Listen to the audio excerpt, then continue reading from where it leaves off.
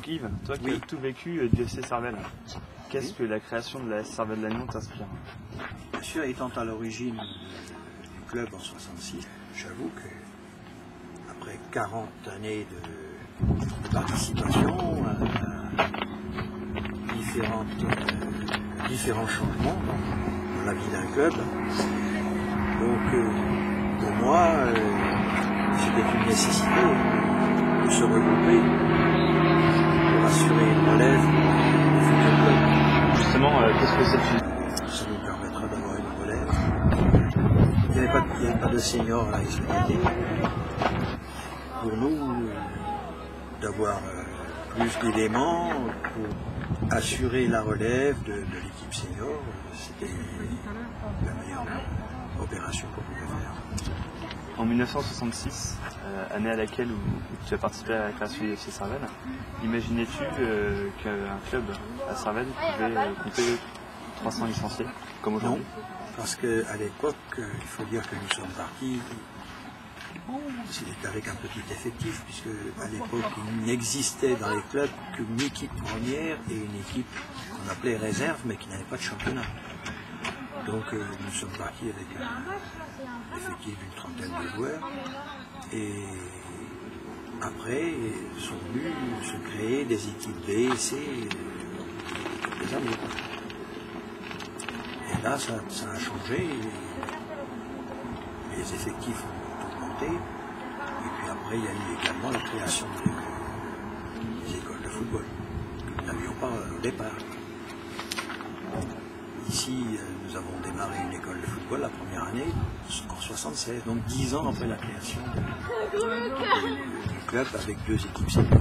Et toujours en cette même année, l'équipe justement senior du club de Sarvel pouvait évoluer en division supérieure régionale et remporter en France de mai, qui a été le cas l'année dernière. Alors pour dire franchement, lorsque le football club sarvelais a quand même été 30 ans en district, je dirais que je n'avais jamais imaginé voir l'équipe arriver un jour en Ligue de Bretagne. Or, après un travail quelques années à Lannion, en 13, 15 ans, et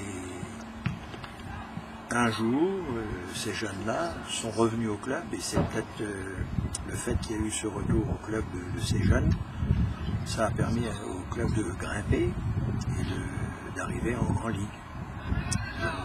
Également, profiter de la fusion aussi du Stade USL qui nous a fait quand même faire revenir certains joueurs qui étaient partis et qui sont revenus au club.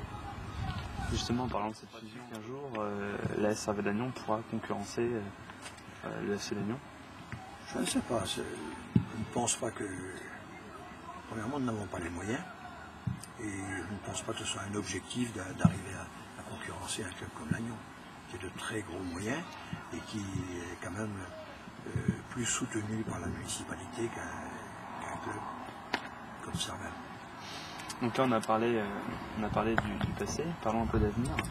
Comment vois-tu le club dans 10 ans, que ce soit en termes d'infrastructure, pour l'équipe Fagnon et pour l'ensemble des équipes? 10 ans, eh bien, je dirais que, compte tenu que nous avons quand même un gros effectif de jeunes, je pense que le club doit pouvoir se maintenir à un niveau correct. Un niveau que nous avons actuellement, on devrait le garder, je pense, si les jeunes qui sont issus de l'école de football et les jeunes qui arrivent là maintenant sont aptes à assurer la relève et à faire maintenir le club au niveau actuel. Je pense que c'est faisable. Avec l'encadrement que nous avons, je pense que c'est faisable. Une dernière petite question, en tant que président d'honneur, quel message aimerais-tu faire passer à l'ensemble des licenciés de la CSL? Que les joueurs soient très motivés, qu'ils s'entraînent. Je ne vais pas dire qu'il y a un régime de vie à respecter, ça peut-être aussi progresser. Merci Yves, en tout cas pour cette interview. Puis bonne saison 2017-2018. Oui, enfin je souhaiterais également une bonne saison pour notre première année de fusion.